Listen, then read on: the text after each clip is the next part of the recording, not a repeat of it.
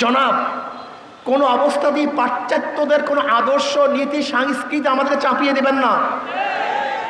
আমার আগেই সন্দেহ ছিল, আমি আগেই সন্দেহ করতাম, ইউনূস সরকারকে আমি আগেই সন্দেহ করতাম। এই লোকটা তো এনজিওর লোক, এই লোকের চারপাশে তো বেশ্যারা আছে, বড় বড় লুচ্চারা আছে, বড় বড় ধর্ষক এদের পাশে আছে। আমি একজন প্রথম বলেছিলাম, পুরাণ প্রেম ভোলা যায় না। ইউনূস সরকারের সাথে যেই ওই পতিতাদার সম্পর্ক, এই সম্পর্ক সে ভুলতে পারে নাই। এর জন্য আমি প্রথমেই বলেছিলাম যে খবরদার বিদেশে কোনো অপসংস্কৃতি আমাদেরকে চাপিয়ে দেবেন না।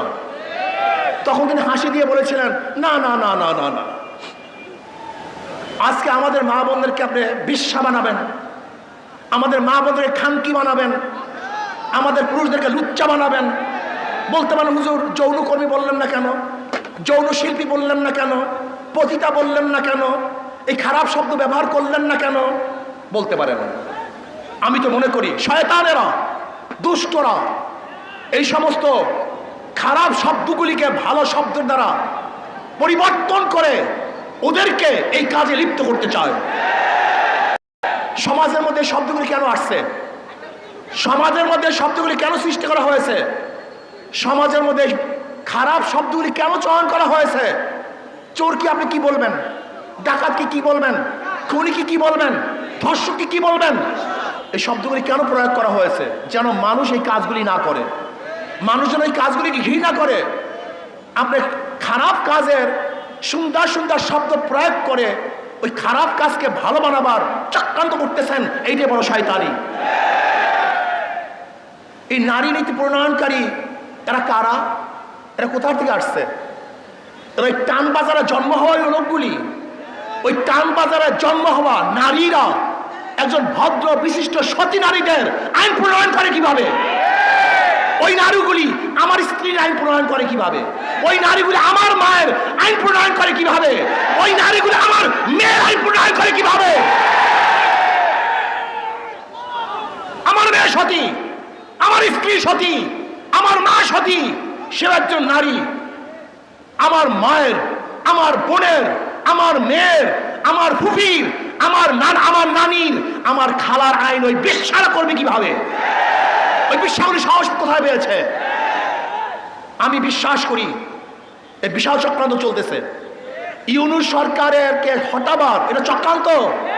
সবগুলি ভারতের দালাল, এই সবগুলির সাথে ক্যালকাটা সংযুক্ত আছে, সবগুলির সাথে ক্যালকাটা সংযুক্ত। আপনারা দেখুন,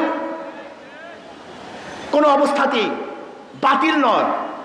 এই প্রস্তাব দেওয়ার সাহস কিভাবে পেয়েছে বাংলাদেশে? ওদের বিচার করতে হবে, বিচারের আওতায় আনতে হবে। এই ঢাকার বুকে প্রকাশ্য বিচার করতে হবে, যারা ভবিষ্যতে এই ধরনের কোনো প্রস্তাব আনতে কেউ সাহস না পায়। আমার মেয়েকে, আমার বোনকে, আমার ভাগ্নিকে, আমার মাকে বেশ্যা বানাবার যারা চক্রান্ত করতেছে, ওদের চেয়ে বড় শত্রু আর কেউ হতে পারে না। নারী নীতির প্রত্যেকটা পৃষ্ঠায় পৃষ্ঠায় ধর্মবিরোধিতা করা হয়েছে, প্রত্যেকটা পৃষ্ঠায় পৃষ্ঠায় ধর্মকে অপমান করা হয়েছে, প্রত্যেকটা পৃষ্ঠায় পৃষ্ঠায় এই বাঙালি জাতি সংস্কৃতিকে ধ্বংস করে নতুন এক বিদেশি চক্রান্তকে বাস্তবায়ন করার চক্রান্ত চলতেছে। এটা আমরা মানতে পারি না। মানা তো দূরের কথা, এটা প্রস্তাব কিভাবে দিয়েছে এই ইউনূস সরকারকে জানতে চাই। আজকে বাংলাদেশের সবচেয়ে বেশি সংস্কারের পক্ষে এবং এই সরকার যেন সময় পায় সংস্কারের জন্য, ইসলামী আন্দোলন বাংলাদেশ সবচেয়ে বেশি ভূমিকা পালন করতেছে। তারা প্রথমে যে কথা বলছে, আজও সেই কথা বলছে। আপনাকে সুখে থাকতে কি ভূতে কিলায় নাকি? আপনাকে ভূত পেয়েছে? আপনাকে ভূতে কিলায়? যদি ভূতে পেয়ে থেকে এমন কিলাও শুরু করবো, আপনি দেখতে পারবেন না মুহূর্তেও। বিয়াকুব নাকি, যেখানে আমরা সবচেয়ে বেশি এদের জন্য ভূমিকা পালন করতেছি, আর উনি ইসলামকে জলঞ্জলি দিয়ে মনে করছে উনি কিছু দেখাইলেই সবাই বাহ দিবে। বাংলাদেশের মানুষ চিনেন? এই যে দেখেন মেট্রো রেল শেখ হাসিনা করছে, মনেও কেউ করে না। যমুনা ব্রিজ করছে, একবার কেউ ভুলে উচ্চারণ করে না। ওনার উন্নয়নের কথা সবাই ভুলে গেছে। বাংলাদেশের মানুষ চেনেন আপনি? ইসলামকে বাদ দিয়ে, ধর্মকে বাদ দিয়ে আপনি যদি গোটা বাংলাদেশের স্বর্ণ দিয়ে বান্ধিয়ে দেন, স্বর্ণ, প্রত্যেকটা মানুষের শরীরে যদি স্বর্ণের পোশাক থাকে, প্রত্যেকটা বাড়ি যদি মরমর পাথরের থাকে, আর আপনি একদিন ধর্মের বিরোধিতা করবেন, ওই সমস্ত পাথর আর সমস্ত সামনে আপনার মুখের মধ্যে ছুঁড়ে ফেলবে, মানুষ ছুঁড়ে ফেলবে, থুক মারবে আপনার মুখের মধ্যে, থুক মারবে আপনার মুখের মধ্যে, থুক মারবে বাংলাদেশের মানুষ আপনার মুখের মধ্যে। আপনি ভেবেছেন আমরা সবাই আপনাদেরকে খুব সাহস যোগাই, প্রশংসা করতেছি। যারা প্রশংসা করে তারা বদনাম করতে সময় নেবে না, যারা তারিফ করে আপনাকে গালি দিতে সময় নেবে না। খবরদার, ওই বেশ্যা কমিশনদেরকে আইনের আওতায় নিয়ে আসেন, ওদেরকে বিচারের আওতায় নিয়ে আসেন। আমি অভদ্র ব্যবহার করতেছি, অভদ্র ভাষা ব্যবহার করতেছি অভদ্রতার জন্য। এখানে আমি কোনো সুভদ্র ভালো ভাষা ব্যবহারই করতে চাই না।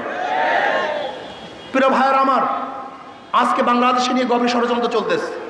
কেউ নির্বাচন সংস্কারের বাহিরে নির্বাচন হবে না, আগে সংস্কার হবে তার নির্বাচন হবে।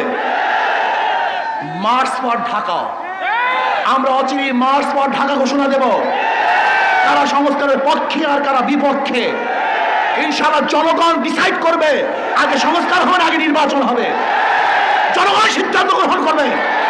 অচিরেই আমরা মার্চ ফর ঢাকা, আগে সংস্কার হবে তারপর নির্বাচন হবে। সংস্কারের বাহিরে বাংলাদেশের মানুষ কোনো নির্বাচন মানবে না। ডাকাতি নির্বাচন এবং প্রহসনের নির্বাচন, অগ্রহণযোগ্য নির্বাচন বাংলাদেশের মানুষ মানবে না, মানতে পারে না। এর জন্য ইনশাআল্লাহ অচিরেই মার্চ ফর ঢাকা ঘোষণা হবে। রাজি আছেন ইনশাআল্লাহ সবাই? আর আমরা টেস্ট কেস হিসাবে প্রথমে স্থানীয় নির্বাচন চাই। যদি স্থানীয় নির্বাচন সুস্থ করতে পারে তাহলে আমরা মনে করব জাতীয় নির্বাচন সুস্থ হবে। আর স্থানীয় নির্বাচনে সুস্থ না হয় তাহলে বুঝবো যে নির্বাচনের পরিবেশ এখনো সৃষ্টি হয় নাই। আসুন সোচ্চার থাকুন। ডাকাত দল, ইসলামের দুশ্মনেরা এবং ইউনূস সরকারের পায়ের নিচের থেকে মাটি সরাবার ষড়যন্ত্র চলছে, অনেকটা অগ্রসরও হয়ে গেছে। লোকটা বুড়া মানুষ, মুরব্বী মানুষ, ভদ্র মানুষ, খুবই ভদ্র মানুষ। কিন্তু মনে রাখতে হবে যে আপনার চারপাশে যারা আছে ওরা কিন্তু ভদ্র না, ওরা অসভ্য। এই অসভ্যগুলিকে আপনার পায়ের থেকে মাটি সরিয়ে ফেলবে। এর জন্য নারী কমিশনের এই শয়তানি বন্ধ করুন, ওদেরকে অ্যারেস্ট করুন, ওদেরকে বিচারের আওতায় আনুন।